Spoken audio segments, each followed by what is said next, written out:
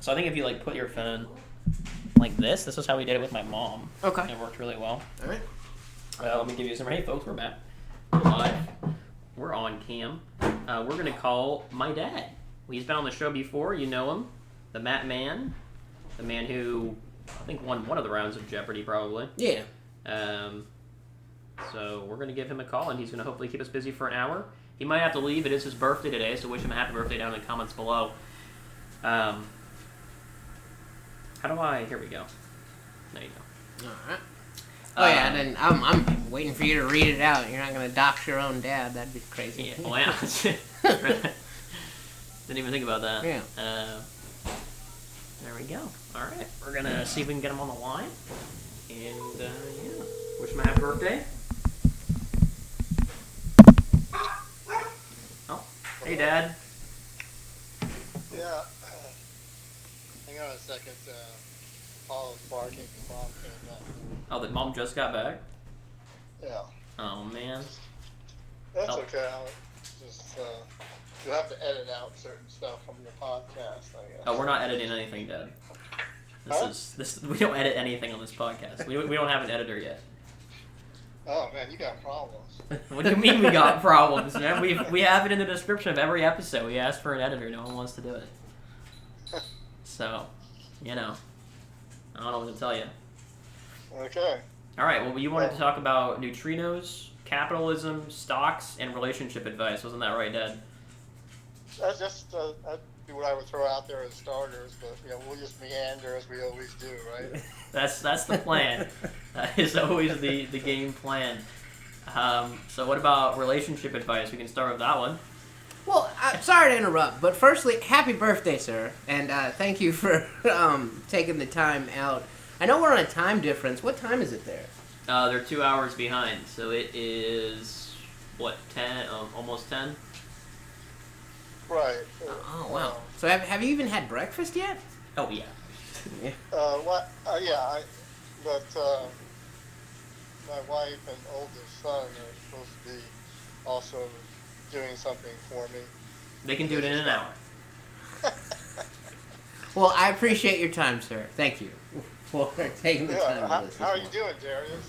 Not too bad. Got a little bit of the case of the Sunday scaries today. We're facing a bit of a. Well, I mean, I don't say that as if we're facing a tougher work week than any other week. I'm just not looking forward to it this time around, I guess.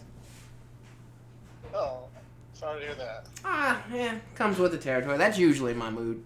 That's not anything special about this week. So, have you done anything fun yet today? Well, it's just beautiful here. We wait all year for the month of July. It's probably the most beautiful month here. So. Oh wow. So yeah, what's the weather like today? It's just perfect. It's blue skies. It's not hot, so it's probably dry air in the 70s. It's just perfect. Oh yeah, that does sound nice. Yeah, it's overcast and very muggy here today. Here's your forecast for the week there. Oh my gosh, that's not what we want. So the high for the week is 85, and it gets down to like 60 at night, so it cools down. Yeah, and it's all dry air. Yeah, that looks magnificent. Or sounds magnificent. Feels like 74. Well, it says humidity is 65, but. So were you born there, or did you move there after a while? No, I grew up in New Orleans. Oh wow, okay. Yeah, that's a fun place. Fun? Yeah, you can get in a lot of trouble in New Orleans. That's right. That was where I had those beignets. That's the only thing I remember about New Orleans. And the penny on the trolley thing. I don't think we ever did that, did we? We were talking about it. Yeah, and then the French Quarter is just a lot of fun, beautiful architecture, and a lot of history. So it's great. Man, you ever go to Mardi Gras? Oh, yeah. I didn't. My dad has. You have gone, right? Well, you and Austin saw the parades for St. Patrick's Day where they threw cabbage. I was young on that one, wasn't I? Yeah, you probably don't really remember. I don't remember that. I remember being there. I remember the room I was in, but I don't remember any of the festivities. You don't remember any boobies? I do not remember any boobies, no. Well, we did that when we were older. and we had Robert. We went to the French Quarter, and there was a lady who was topless. I don't Nice. remember that. I probably averted my eyes. I mean, you were a lot older then, so I think something like that would be like etched in your brain. You would think so, but I'm built different. Yeah, see, man, I probably would have died of a heart attack at that age, man. Nothing left for me to see. Oh, Man. there's still a lot left. It's not. People who go topless in public typically aren't the ones that you want to see topless, you know? That's In my not true. experience. In New Orleans, that's not the case. In the French Quarter, it's. I don't remember seeing any topless women that I got excited about seeing. I think what it sounds like is your dad needs to take you back home, man. Nope. And I mean, we take the show on the road, you know, Take the show on the for road. research There purposes, you of go. course. Now we you're do. talking. Yeah. Then you get I wanna be part of that research. Especially now, the other big crazy day, which actually I've never gone to because it's almost like dangerous, is Halloween in the French Quarter. Yeah, I bet that is a crazy time. Because on Mardi Gras, it's actually a family occasion. People dress up in all kind of crazy different costumes. Yeah. It's the whole range. It's from scary to happy. Whereas Halloween, it's all scary. You know. Well, isn't New Orleans also really haunted? Say it again. Is New Orleans very haunted, or haunted at all? Oh well, I mean, I don't believe in that nonsense. Yeah, you're talking to men of science, babe. So yeah, they probably don't. Well, allegedly, it's very haunted. If I did believe in that nonsense, then I say yes, because it's one of the older cities and it has the cemeteries. They bury people above ground in crypts. It's also where all the vampires live. Well, that's just from that one lady, Anne Rice, who actually has a house in New Orleans. Oh, so she actually lives there? At one point she did. I don't know if she still does or not. That kind of steps on my next question, though, because I was going to ask you if you ever had any run-ins with voodoo. Well, I mean, yeah, you do have voodoo practitioners, as they claim. Yeah. They have like storefronts in the French Quarter. You know. But you've never, like, cut off a gypsy at a red light or anything like that, and they, like, you know... Cursed you? Yeah, you've never been cursed? No. No. No.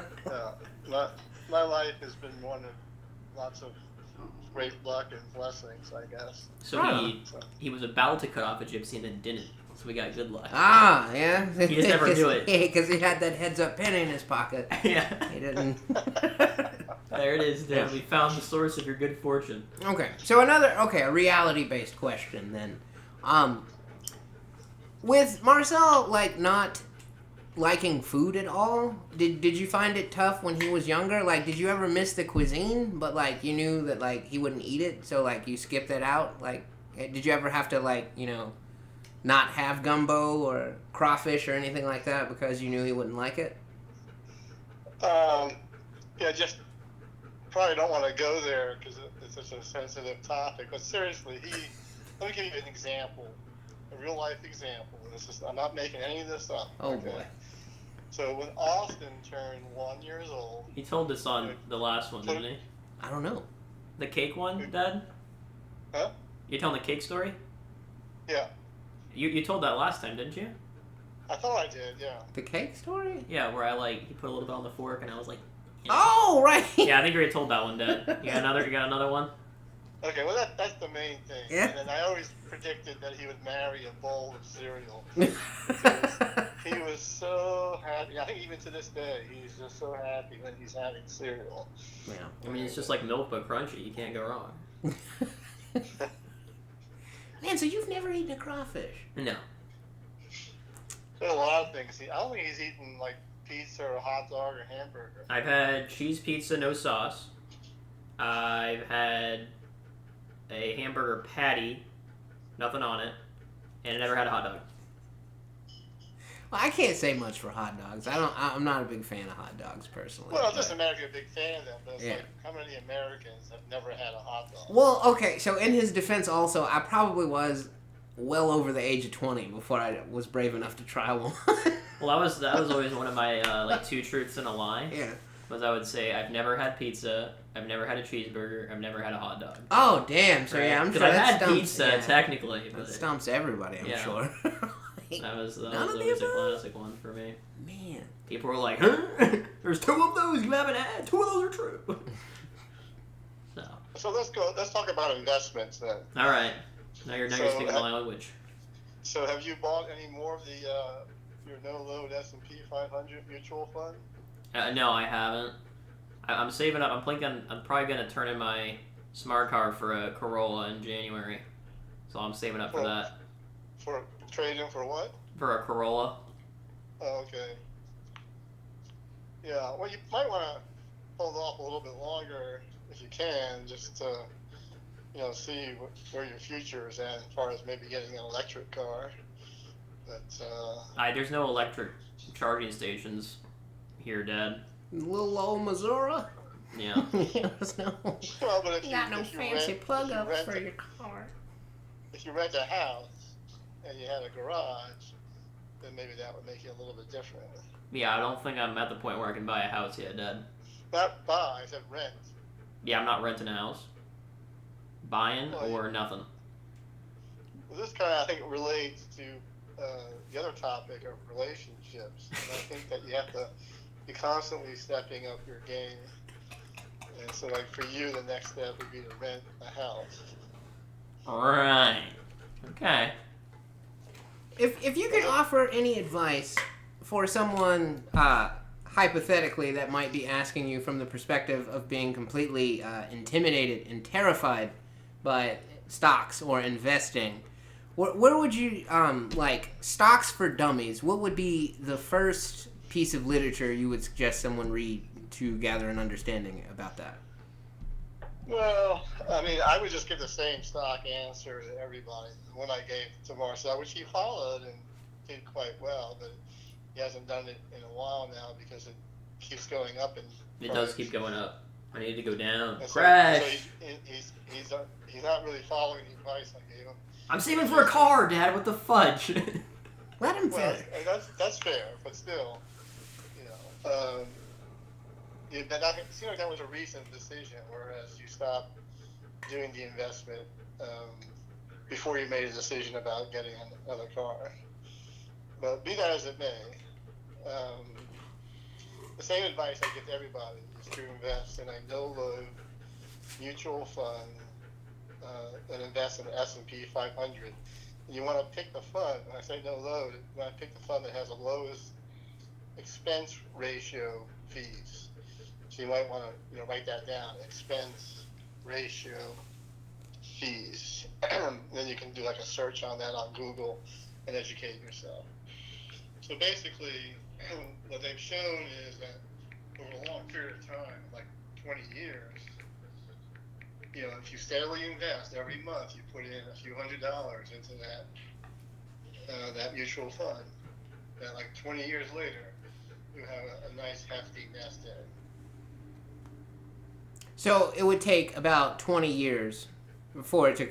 But okay, so is there any chance of But then Marcel always has the same answer when I ask this question. It's like, if something were to happen to make it plummet to where you lost that money, is there any chance of things going awry, and because you the only experience I have from that is you see on TV everybody running around and sell, and but Marcel always says that if it ever got to that point, the state of the country would be so terrible that we would have bigger things to worry about. Is that No, I mean, the fact of the matter is the S&P 500 classically very rarely drops more than 25 to 30% in a short period of time.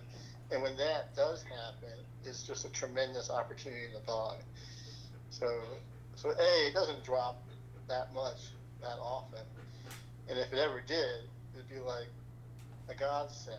So like when they had COVID, when COVID started, and they basically shut down the economy, stock market, S&P 500 dropped around 30%. And for me, that was like manna from heaven. I was like, yes! And I immediately rushed in and bought So you guys profited off of COVID? Yeah. Oh, I hadn't made money big time. I made like 50 grand. Jesus Christ! Well, I mean, you gotta remember, you invested a lot more than 50 grand. You probably put in like, what, 100 grand? Right. I Well, invested even still. 125 grand or something. Yeah. So I had that and saved up in my 401k at work. And I just immediately rushed out. So these events are really, really rare. When they do happen, I'm like so excited, just so giddy. Just like, yes, thank you, Lord, for this free money. Thank you for COVID, Lord. Yeah. And so that's just my standard advice. Now, my concern, and one of the things I've talked to Marcel about, my main concern, is that the S&P 500 now is dominated by like 10 stocks, like Apple and Google, and then Nvidia now is in that number. So this handful of stocks pretty much determine the outcome of the S&P 500. So it's not really what it's supposed to be anymore. So I'm a little bit anxious now when I give people that advice, but I don't have any other advice to give them. So even though the S&P 500 isn't really as diversified as it's supposed to be, I can't really point you to anything better. Or you don't think like maybe the NASDAQ or something would be better? Well, I mean, yeah. So you could. It's just the S&P 500 is just has the same stocks as the NASDAQ. So I think the S&P 500 gives you a little bit better diversification in that regard. So, whereas the NASDAQ could drop 30% in value and might not come back for 10 years. Whereas I think the S&P 500 would come back a lot quicker. So NASDAQ is a lot more volatile. But yeah, I mean, the NASDAQ would be the alternative. Now, the other option, apart from mutual funds, an S&P 500 mutual fund, is to buy what are called ETFs. And those are, I think that stands for equity trade fund. So it's basically the same thing as a mutual fund, but it's an actual stock that you can buy. And the advantage of buying an ETF is you can actually precisely determine what price you want to pay for it. So you can put in a buy order at a specific price, and you can also put in a sell order at a specific price. Whereas when you buy a mutual fund, you have no clue what price you're going to get, because you get the price at the end of the day. And so as you buy or sell, you never really know exactly what price you're going to get. It'll be 2 pennies off what you thought it was. Oh no! What's that? It'll be 2 pennies off. You thought you got 20 grand, but you got 19,999.98. Well, the point is that you can put in, like, say, a buy order to buy the S&P 500 ETF, whose stock symbol is SPY. I own it. I own some of it. And you could say, well, right now it's at like $562 a share. And you could put in an order to buy it at $550 a share. You know, and likewise, when you go to sell it, you can say, well, I've made some profit now. It's up around, say 1,000 or something. I'm going to put in an order to sell some, 1,025 a share. So that's the advantage of the ETF, is you can really kind of precisely control, if you want to, how much you pay for it and how much you sell it for. See, that's too much effort for me. I can't be doing that. It's too much. But the advantage of a mutual fund is the ETFs cost quite a bit. Like I just mentioned, it costs $562 a share now. And by the way, back in May, it had dropped down to $500 a share. So it's up almost 13%, which is crazy. Yeah, it's been going up in the last couple months. Yeah. I haven't checked my stocks with me. I probably made a couple grand. Yeah. So if you don't really have, $500 to invest, and really you probably want to buy 5 shares at a time. So you want to maybe, if you go the ETF route, you could buy say, almost $3,000 worth, say every 6 months you could buy 5 shares of the ETF. If you don't have that kind of money, then no load mutual fund is your best option. Yeah. Does any of this at all making sense to you, Darius? Very little. Very What little. what part doesn't make sense to you? Let's analyze. Well, I mean, where to begin? I mean, like, you're using a lot of terminology, like, and, just the... I mean, I think one point to start is that you can explain what the S&P 500 is. I think Big D has no idea what that is. Yeah, the S&P 500 is a collection of the top 500 companies that are traded on the New York Stock Exchange. And that's basically based on the overall value of their shares. So let's say a company like, say, Microsoft has 1 billion shares outstanding, and the shares go for $300 a share. So they make up $300 billion of the S&P 500. And I don't want to interrupt here, Dad, but that 300 billion, the clinical term for that is considered the market cap. Am I right on that? Yeah, market capitalization.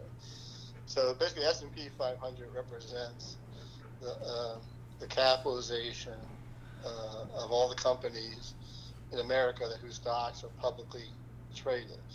So when you invest in the S&P 500, you're basically owning a little piece of all those 500 companies, each of those 500 companies. Oh, wow. Okay, so it's the sum of them all. Okay. Yeah, but unfortunately, like I said, the big dogs like Microsoft and Apple and Google and Amazon and now NVIDIA are worth so freaking much that there's them and then there's the rest of the it's like they're worth almost as much as all the other companies in the S&P 500, if not even more. I think it's like significantly not even close.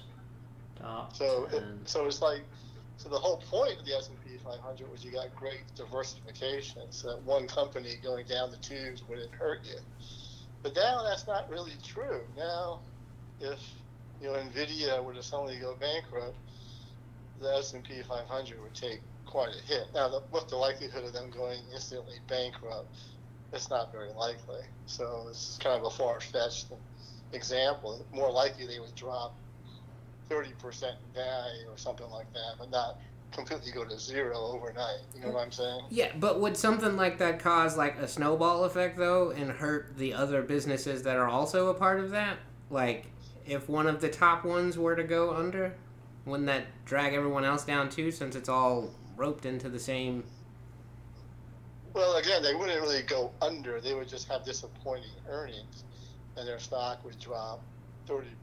And yes, the others might drop 20% in sympathy. But then that means the S&P 500 dropped around 25%. And that's probably the worst, that you would experience. Maybe 30, maybe 35%, but not, it's not going to go to zero. Yeah.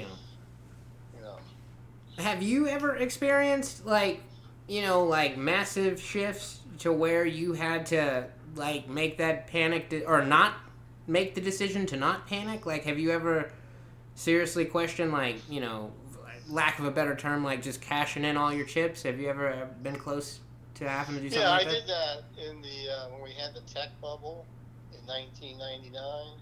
And it's kind of before your time, I guess. Well, yeah. You probably heard about it though. Well, it would be before my time, before I was watching the news. Oh, yeah. What's that? Well, because she said 1999 is not before my time, and it's not. But like, I wasn't watching the news. Definitely not about stock things. Yeah, exactly. Yeah. So that's what I mean. It's before your time. It's not in your memory, really. But anyway, in the late 90s, and you can read about it, tech stocks were hot. And like Microsoft, its value like doubled in 1 year. And it was already worth a lot. And it doubled in value. So I bought a stock, and I swear to God, it doubled in a week. Oh, wow. And that was it. And that was it for me. I said, I'm out. I said, this is silly. I said, this is not real. This is a crazy bubble, and I'm getting out. And so I liquidated my portfolio and took my profits and ran. And sure enough, the tech stocks collapsed. And then Marcel mentioned earlier about NASDAQ. So you can buy a mutual fund or an ETF that tracks the NASDAQ. And the NASDAQ is made up of primarily tech stocks. Like, well, back in the day, back in the late 90s, it was included Microsoft and Apple. I think those stocks now are part of the Dow Jones Industrial Average. I don't know if that means they're part of the NASDAQ still or not. I think they still are. But I'm not going to explain what the Dow Jones Industrial Average means and what NASDAQ means. Those are things you can Google on your own. But a couple of years after the tech bubble crash, I bought a NASDAQ ETF, and I paid $46 a share. And then in 2008, when we had the Great Recession, I think you guys might remember that. Of the housing bubble? Yeah. And that, my investment in that NASDAQ dropped to $23 a share. I did not panic. I didn't care. I was in it for the long haul. Well, you know where that NASDAQ investment is today? 100? It has crossed the $500 barrier. Oh, wow. I think it got even across the $510 barrier. So you're seeing from 2008 to 2024, just 16 years later, it has gone 20x. Over 20 times in value. And in fact, I sold some of that NASDAQ stuff over the years at different price levels. I sold it most recently back maybe a couple of years after, or a year after COVID or something, after I made some easy money, right? I sold it for like around $325 a share. Oh my God. I bought it back for I sold it for 400. No, I sold it in the upper 300s. Actually, it was my last batch. I think I sold for like 380. It went up to 408, and I was like, "This is silly. This is cuckoo." It reminded me of the tech bubble all over again. And then it dropped. I bought it back in October of 2022 for $258 a share. An incredible short. And now it's worth almost double what I paid for it. Jeez. But I have to admit, I've been selling it as it's gone up. So I don't own all that I bought. But it has doubled in value just about since October of 2022. See, I don't know if I would have the fortitude to hang on, man. Like, You gotta know, like, when you put it in there, you gotta know, like, it's gonna be in there for 20 years. Yeah, see, I don't know. That's what you gotta tell yourself. Have that kind of self-control. And, like, if it does drop like that, like you said, you just buy. You just decide how much money you can spare every month, and you religiously put it into, the mutual fund or the ETF, whatever vehicle you decide to do, and you just keep doing it. It's just a habit. And you don't worry about the price, although I am a little bit concerned that when something has doubled since 2022, that that's not really normal. That's kind of reminiscent of the tech bubble. Yeah, I could definitely see a crash happening soon, because the AI bubble is, I think, probably pretty real. But if it crashes, I think AI is fantastic because it's going to improve human productivity, and so this gets back. But I think it's overvalued. I think it's cool too, but I think it's just way overvalued. I think stocks are just inflated because everyone's so hyped about it. So let's talk about capitalism. What does capitalism mean to you, Darius? Capitalism? I've honestly not put much thought into it. I just, thought that that's the term they use for being free to live in America and, purchase things at your leisure. I never really put much thought into it, honestly. It's more private, like private individuals and stuff own. Yeah, so part of it is the right to own your own property. So like some countries don't allow you to have private property. Like a Cuba, or even back in the day, China. So if you wanted to actually own your own piece of land, that wasn't really an option to you. Right. Oh wow. So that's part of what capitalism is about is the right to private ownership of property. But in a broader sense, capitalism is an economic system that rewards innovation. Okay.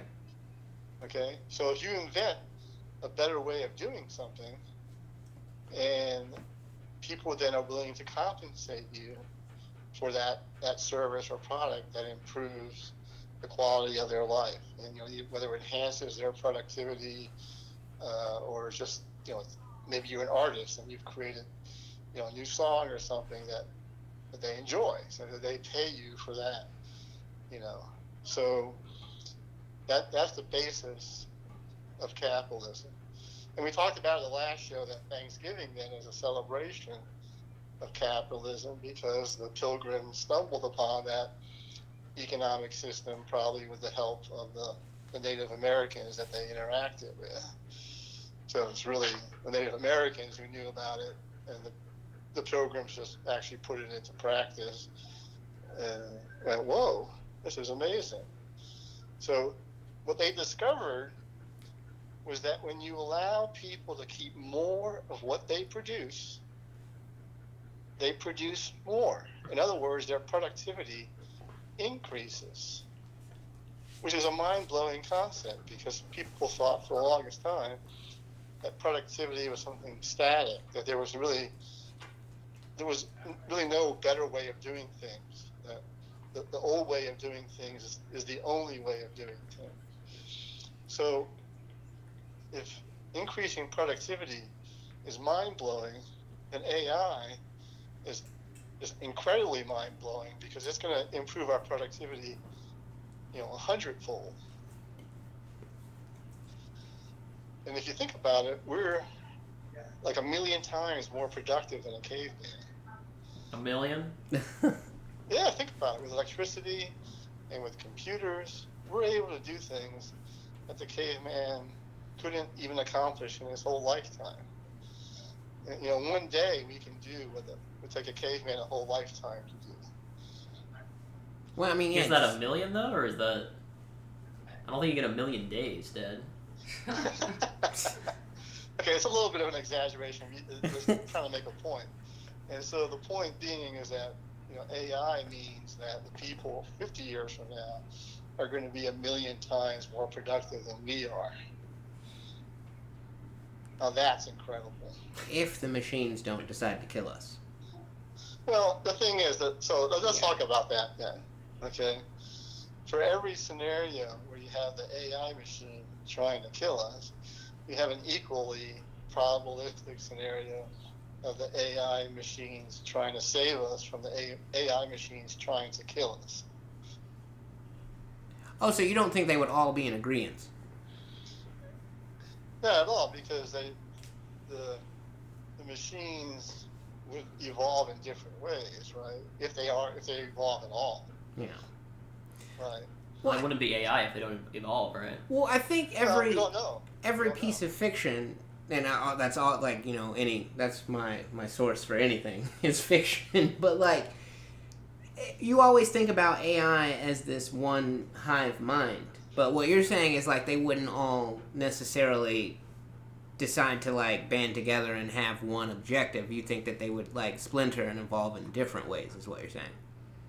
Well, first of all, would they evolve? We don't know. But the classic science fiction tale for AI is that they're programmed to save the Earth or something, and then they decide that humans are the disease that's infesting the Earth. Right. And so they have to wipe out the humans. Well, how did they get that idea? In the science fiction story, that's how they were programmed by the humans. So it's a contradiction then. So in the science fiction story, the machines are truly machines. They are not evolving. They are just programmed to save the Earth. And they have no free will of their own. And now they're just going on this methodical method of saving the Earth after they conclude the humans are the problem. So if that's the case, if that's the scenario, then you'd have other machines that were programmed by other humans to fight the machines that are trying to kill the humans. Now, let's say the machines evolve, and they somehow evolve to determine that humans are the problem. Well, but evolution's random, so there's just as likely to be other machines that come up to decide that humans are worth saving. So I think no matter how you slice it and dice it, it's kind of a, we'd be in the middle of a war between the two camps of machines is what it would amount to. Yeah. You have the Republican machines and you'd have the Democrat machines. We don't think like that a conflict between the two machine sides would result in like a nuclear war that would just kill everyone? Well, it could. But that's true for humans as well. Yeah, definitely. Yeah. So, I mean, we'd love for the Palestinians and the Israelis to just sit down and talk to each other and work it out, right? But there they are, killing each other. And they don't need machines to do that. Well, I mean, they use military machines. They don't need thinking machines to do that. They're capable of doing it easily on their own. Well, speaking of machines, how do you feel about this machine in Sweden? What are they calling it, Marcel? The Hadron Collider? Yeah. It's very old, by the way. Like, you make it sound like it's so new. It's been around for a while. I've been worried about this for a while. What's it called? The Hadron Collider? Where they smash particles together? Oh, that's not in Sweden. That's in Switzerland. Europe. Yeah, I mean, it's in like Switzerland. I think you're confusing Switzerland with Sweden. Oh, well, yeah. Yeah, I'm not really... in Switzerland. Yeah, I rarely have the facts on the things I'm afraid of. I just kind of take one small thing. That's why you're scared of them, you know the facts. Well, it's a common confusion because they both start with SW, and for whatever reason, more people know the word Sweden than Switzerland. Well, it's easier to say. I guess it's because every man's fantasy is to be the team manager for the Swedish bikini ski team or something. That might be my internet search causing a Freudian slip there. You might be onto something. Remember that movie Dumb and Dumber? They get stopped by the bus or the Swedish bikini team or something. Yeah. And so that's probably why people think of Sweden when they hear of a country that starts with SW, when it's really Switzerland. So that gets me back to a famous joke. Okay. Heaven is a British policeman, a French cook,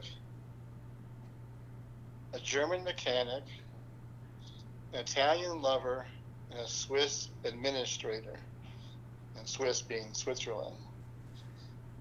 Hell is a British cook, Oh. a French mechanic, a German policeman, an Italian administrator, and a Swiss lover. I don't know if a Swiss lover would really be that bad, but... Yeah, that's what I was just getting ready to ask. Were they notoriously bad in bed back in the day? Well, no. So I get that the Swiss are, very... they're able administrators, very precise. And, control freaks or something. I don't know. So no spontaneity there, whereas the Italian lover, is maximum spontaneity. Yeah. Let us know down in the comments below if you're Swiss. How is your lover? Do you hate him? Do you need another one? Do you have to outsource from other countries to get your love going? You ever been with a Swiss? Cheese? No. Oh. Well, they're famous for chocolates and cooking cakes. Oh, man. But they're also a neutral country, and that's where different countries store their gold, is in Switzerland. Huh. Do they have the super big vault of gold, Dad, or is that somewhere else? What's that? Do they have the super big vault of gold, or is like 50% of the world's gold is in like one vault, right? Well, I mean, the Fort Knox is famous for having probably the biggest storage of gold. Whether that's really true or not, I don't know. I think I watched a video about this. It was somewhere in Europe. Is that safe though? Like, yeah. Where is? Why would you put it all in one place? Switzerland hasn't been invaded gold in hundreds upon hundreds of years, so it's about, of all the places on Earth, it's the safest. Oh yeah. Oh, it's the New York Bank. Sorry, I don't know why I thought it was Switzerland. The New York Bank has a shit ton of gold. That may be, but the U.S. government had back in the 30s or something had passed laws which made it illegal for people to own, the physical gold or something. So America isn't what it once used to be. So wait. Switzerland is rock solid there. Okay, are we ready for this figure, guys? As of 2024, the vault housed approximately 507,000 gold bars with a combined weight of 6,331 metric tons. Jesus. Damn. That's a lot of gold. Yep. Yes, it is, and that's half of its cap. At its peak, the vault contained over 12,000 tons of gold. So what happened to all the gold? People. So this gold vault is like where other countries put their gold in it. Oh. So it's like a big ass vault. So the other countries probably just withdrew their money. Why is it not legal for us to own gold bars, though? Well, no, I think now it is, but We should be able to. there was a time when it wasn't, and because it was undermining the stability of our currency. Because our currency isn't really backed by anything, so Not anymore. No. we don't want people to not use our dollar. We want our citizens to use our currency. So they went, this is a bad situation. Because that was the stock market. The 1929, you had the depression. The stock market dropped like 80% in value. See, back in those days, they allowed people to buy stock on margin. So they would put down like a 10% down payment. So they'd buy like $1,000 worth of stock with $100. Oh, wow. And that created a bubble which collapsed. Now, since then, they've changed the rules, and you have to put down at least 50% to buy stock on margin. They still let you do that? That's crazy. How would that just be outlawed completely? If your account, though, goes below a certain level, they immediately liquidate your account. So it's very risky to buy stock on margin, but you can make you can multiply your profits if you're able to see the future. Like for example, the NASDAQ has gone up so much. If you had bought the stock on margin back in October of 2022, you would have, you'd be like basically doubling your profit. Big money bags. Yeah. Big money bags. But I don't recommend that, obviously, because it's a risky very risky thing to do. Yeah. Well, yeah, we touched on this a lot on the last episode, but just and of course from someone that has zero understanding of the stock market. But do you think the events of yesterday will have any effect on the stock market at all? Zero effect. First of all, he wasn't killed. He was out there raising his fist. So he really showed himself to be even more super macho than he thinks he is. So I think it'll be a boost to his campaign. Yeah. And people have sympathy for someone who gets shot at. Plus, he not only survived, but was pumping his fist. So. And except that he planned the whole fucking thing. Oh. It's not confirmed. That is not confirmed. Yeah, I mean, you're going to have endless internet memes, I'm sure, that show it one way or the other, And you know what? The gunman may have been actually trying to shoot somebody in the audience. We don't know what his... There ain't no way. I know. I'll wait for him to no way go. you're pointing a gun at an audience of people and you're not also going for Trump. There's just no way, dude. I refuse to believe that. Well, the shooter was a Republican. It's like when Oswald shot Kennedy. Was it? Mm-hmm. My conclusion was, after reviewing the evidence, was that he was actually going for the governor of Texas, who was sitting next to Kennedy. What? Because he had written to the governor asking him for a pardon from his discharge from the army, so he could enlist in the National Guard or something of Texas, and the governor refused him. There's like no better time to shoot someone. Like, why are you shooting someone when if you miss, you get the president? Like, come on. Like, you could. Like, you can't find a better opportunity to shoot these people? That's seems a little So risky, that's why man. Oswald was telling the truth when he said, "I didn't shoot Kennedy," because he probably didn't even realize Kennedy was there. He was just so fixated on the governor of Texas. Wow. Yeah. No. So That's true hatred right there. So it's possible that this guy was actually shooting somebody else and not really having ever been in that situation, not having practice, picking off a target in a crowd of people. That he missed pretty badly. Or maybe he hit the guy because one person did die. Yeah. So maybe he hit his true target. I'm just saying, why, if that's your true target, why are you not killing them at a better opportunity? Because, No, because you want to hide the crime. Hide it? He got shot. He's dead. Well, the person who died was not the true target. Because the person who died got shot because he jumped over his family when he started hearing shots fired. So he jumped in. Maybe he knew he was going to jump. Oh, maybe. I'm just saying, if your true target's in the crowd, there's got to be a better time to do it. It may not be the guy who was killed who was the target. It may be someone else in the area. And but the thing is, he's trying to throw off the scent of the police. He's like, oh, this is a perfect opportunity because they'll think that whoever shot was going for the president. They won't realize that I was going for someone else. But and they won't be able to convict me of killing the president or attempting to kill the president because I wasn't. I was trying to kill somebody else. But I wouldn't want to be known as a guy who shot near the president. That's how you die. Do you think maybe he thought that he could just slip through the crowd and He wasn't in the crowd. Yeah, he was up on a building.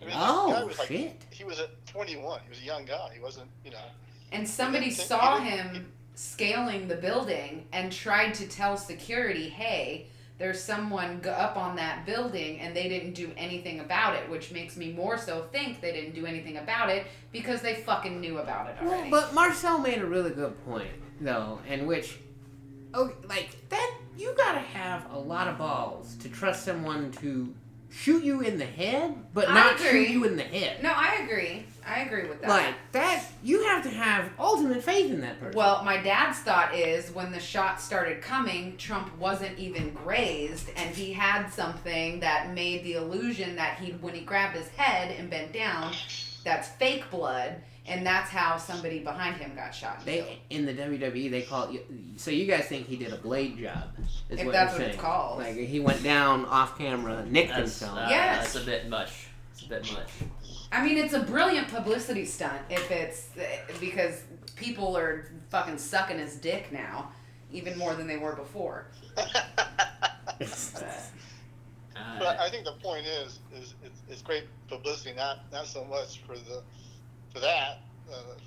sucking part, which is the way of doing it, but the fact that he seems even more macho than he. Exactly. That's the image he cultivates. He wants to be seen as macho, and now he's got it in spades. It definitely is going to help his campaign, especially compared to feeble Joe Biden. I mean, now that the contrast is pretty obvious and extreme. It's like you can't have it more black and white than it is now. Yeah, you got one guy that faced down a bullet, and the other guy got took down by a flight of stairs. So it's that is. Oh, poor guy. I think people just need to finally realize that it's time for a woman to run this country. Well, let's not go crazy here. I don't think it's too crazy. If a woman started the race, I might end my no vote streak. I might just go ahead and vote for him. God damn. We need anyone that's better than these guys. I mean, come on, it's so bad. Yeah. Well, the thing is, you guys live in Missouri, so you don't have to worry about who you vote for because Trump's going to win that state. Oh, yeah. Just like I live in Washington, I don't have to worry about it because the Democratic candidate is going to win this state. So it's only the people in Georgia and Arizona and Michigan and Pennsylvania that have to make the decision for the rest of us. Yeah. So, Woo. I think he's got Pennsylvania now. Oh, definitely, you would say. Probably. I wanted to ask you, though, in your lifetime, have you ever felt as, like when it came time to vote for the president, has it ever been this, So, where each option seems like a terrible option, has it ever felt like that throughout history? Oh yeah, it's pretty much standard throughout Oh, American history. okay. So it's par for the course then. Yeah, I mean, if you go back, But look it's at worse. between Andrew Jackson and Abraham Lincoln. Look, just do the research. Look at all those candidates. They're all pretty lame. Well, yeah. The American people were given a choice between, dumb and dumber all the time. Yeah. And that's pretty standard. And then, like in the '60s, we had Lyndon Johnson versus Barry Goldwater, and they were in hindsight, they're two pretty lame candidates. Of course, Johnson expanded the Vietnam War and ultimately decided that, hey, this job isn't worth the hassle, and decided not to run again. Then after him, Oh, wow. we had Richard Nixon versus George McGovern. And those were two super lame individuals. And, Nixon ended up resigning because of Watergate, which is interesting because now the Supreme Court said he probably didn't need to do that. He was probably immune. But who knows?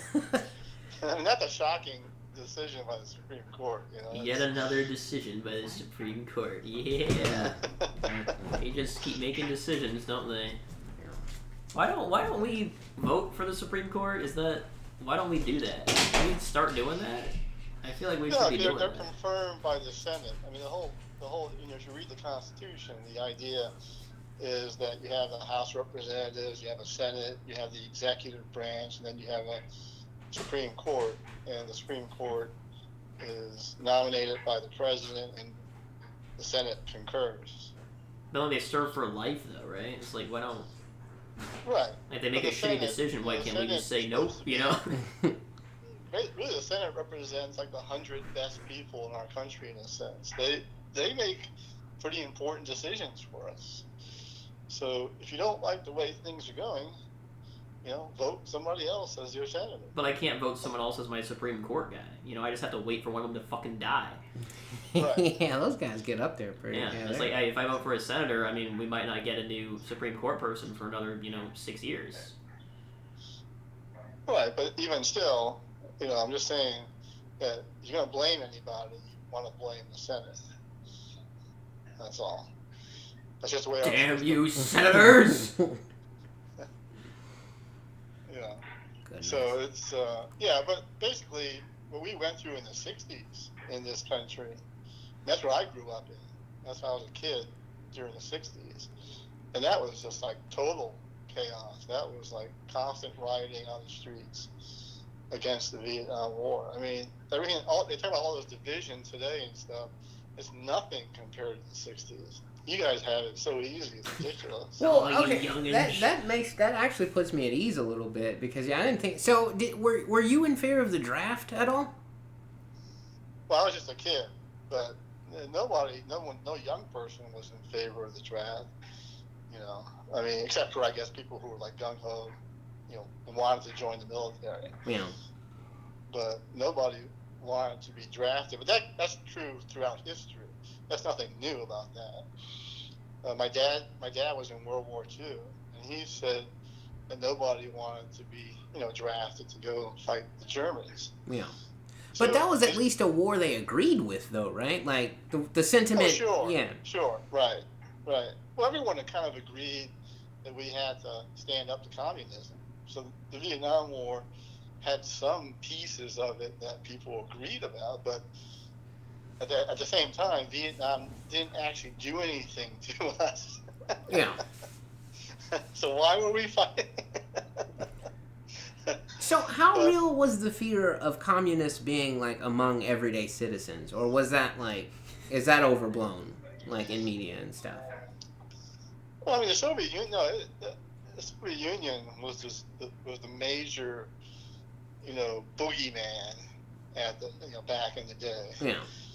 And so it was all pervasive. I mean, the whole basis of the space race, putting man to the moon, that was competing with the Soviet Union because they had launched Sputnik and put us to shame.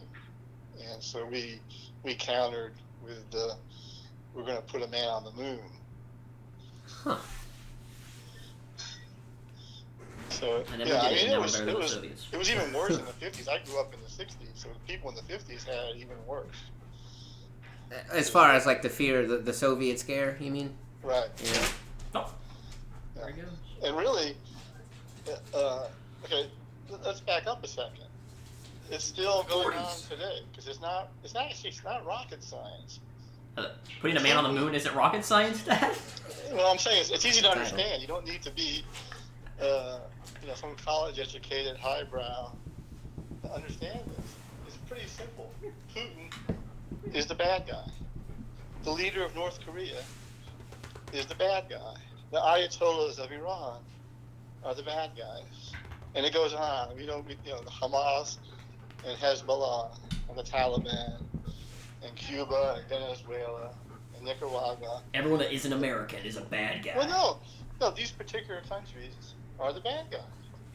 And Putin is kind of like he's the godfather of the bad guys. He's the head honcho. Because they're all in it together. And we went through this in the 70s. We're just reliving the 70s right now. And it was the same thing then. We had constant rampant terrorism.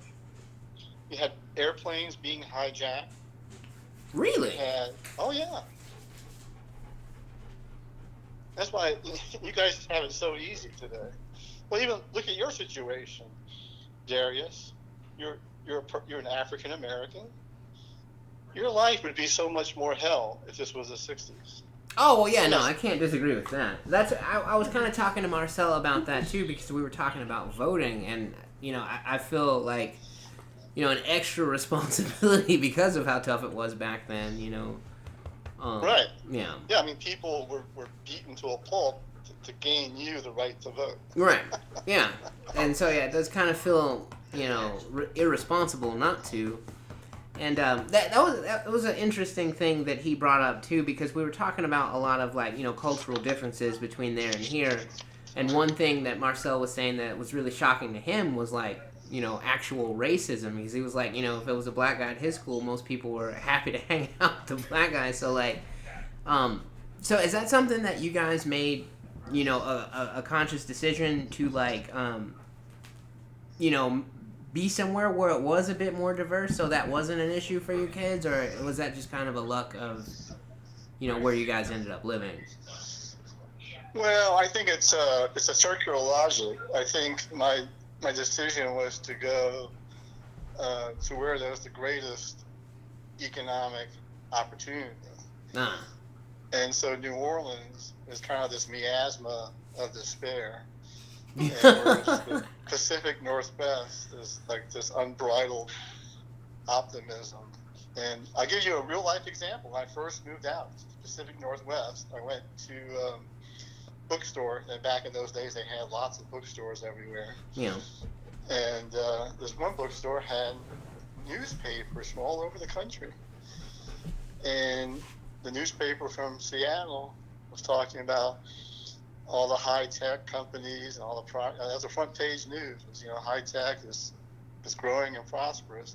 And the front page for the paper from New Orleans was they had reached 400 murders that year. Jesus.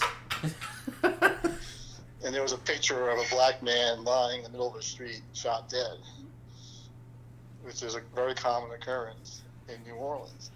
So it's just circular. If you go to a place that's, where people are well educated and progressive and technologically advanced, it's a better environment for people of any race versus if you go to the deep south. Now, to be honest with you, Darius, I don't care how much progress we make. I think white people are always going to judge you by the color of your skin. Thanks, Dad. No, I appreciate that sentiment because he's right, But I mean, that doesn't necessarily mean that would be bad judgment, though, right? We all have preconceived notions, is what you're saying.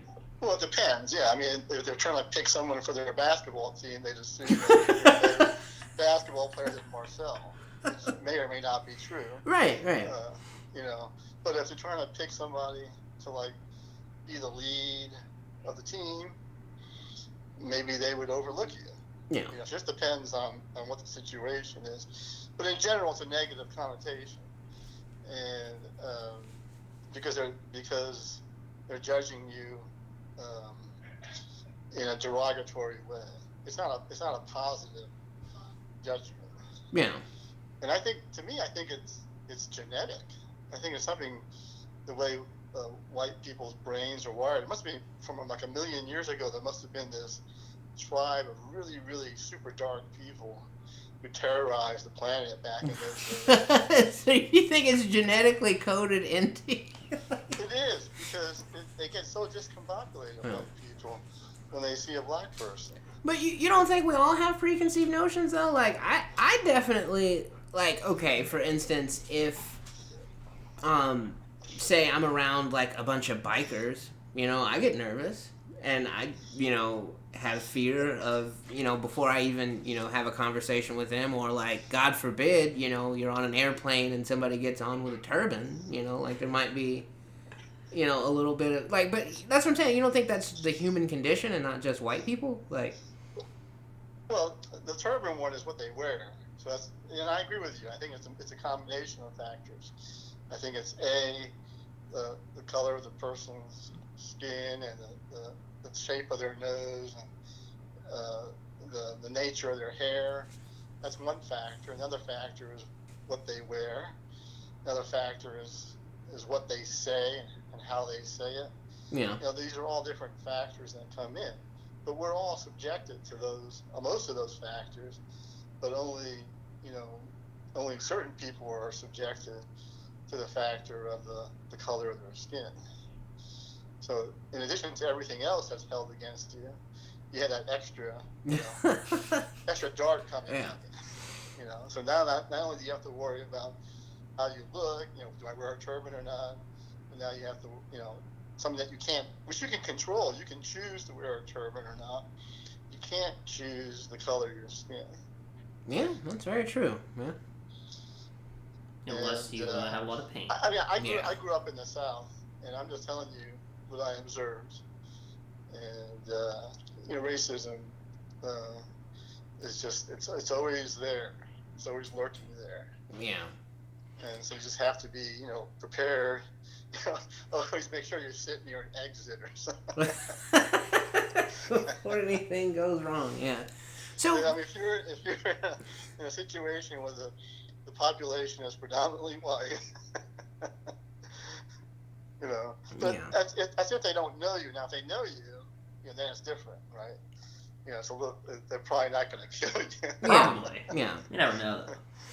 It all depends. But growing up in the South, was there ever times where, like, you were friends with someone and you didn't know that, like, maybe they had, like, you know, some prejudice, and, like, you know, you found out, like, well after the fact, like, maybe a little too late in some instances even, like... I think growing up in the South, it was the norm that people were prejudiced. Oh, so you just kind of assumed... I would assume the worst. Yeah. And, it was especially bad when I was growing up because they had done desegregation. So. Oh shit! Right. Okay. So. Yeah. Man.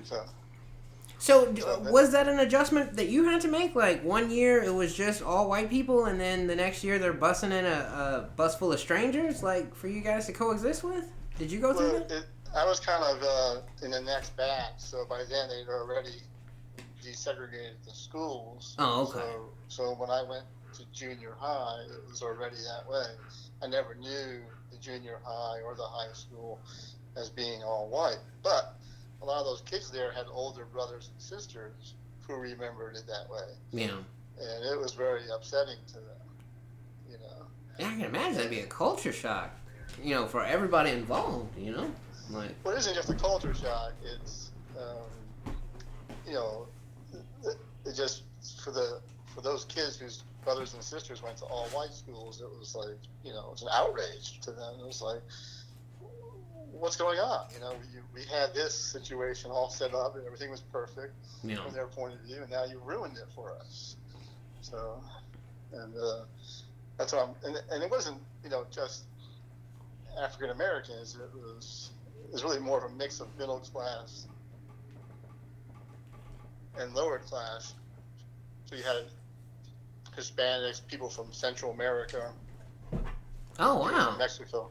See, I didn't, obviously, well, in inner city schools, they only, focused on us. I didn't realize that there were other races and stuff involved in that all at once. So they just kind of broke the barriers altogether.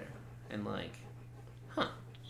they were trying to, bridge the gap between the middle class and the poor. Yeah. And all they really did was piss off the middle class. Yeah, that's what I would assume, man. So, yeah, and that's, and there was just constant agitation. And then you had, like I said, on top of that, you had the layer of terrorism. Like the Palestinians attacked the Israelis at the Munich Olympics in 1972. And the world did nothing to the Palestinians. They were not held to account in any way, shape, or form. And I think that's a stain on the world that will probably doom the world to the end of its days for doing nothing. Well, now, do you think that was out of fear, or? Well, it's politics. Ah. It was back in those days. The Soviet Union was on the march. Everything they had worked so hard to achieve was coming to fruition. The West was morally and ethically bankrupt. We had inflation. We had riots going on. We had protests against the war. So America was hated along with Israel because of the Vietnam War. So you had protests in Europe against the Vietnam War, even though the people in Europe weren't the ones fighting it. It was the Americans that were fighting it. Well, I think that's a great point to stop. We've been going for quite a while here. So I want to thank you, Dad, for coming on the show, and another happy birthday. Yeah, happy birthday. And yeah, thank you again. I'm sure you would have rather been kicked back, so we appreciate it. He loved this. This was... Yeah. He didn't talk about stocks. This is his lifelong dream. Well, we'll have to have you back sometime soon. Well, have you played Marcel's stock market game? No, I have not. Well, there you Maybe go. we can do that on an episode. Okay. I'll teach you how to play the stock market game. Will that I don't know, also that would be teach a me very about interesting- stocks as well? I mean, It the doesn't really free teach for you one anything thing's about not stocks, very but it's a realistic, fun but game, it's still I fun. consider it a fun game. And I've been playing it since I was like 9 years old. Oh, wow. Okay. Buddy. Yeah, it's really fun. I mean, everyone likes watching the number go up, right? I mean, that's always everyone's favorite thing to do. And stock market game definitely watches number go up. So Yeah, good time. and the game goes a lot quicker if it's only 2 people. But I used to always also play it as like a drinking game. You guys Oh, probably nice. don't do. So if you land on the market going down or up a lot, there's a certain square that you have to pay what's called broker fees. So it can kind of like bankrupt you, kind of ruin You take your a day. drink on broker fees? So if you land on that square, you take a shot. Huh. You wouldn't get that drunk though. I mean, you don't land on that square that often. Right.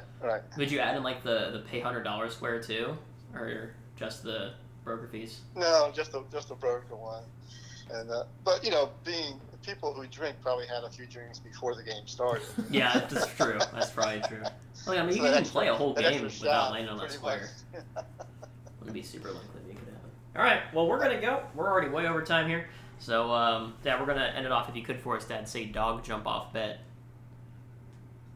Okay. Dad, say dog jump off bed.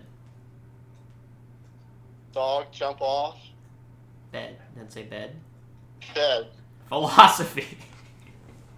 Thanks Dog again for jump off joining us. Thanks again.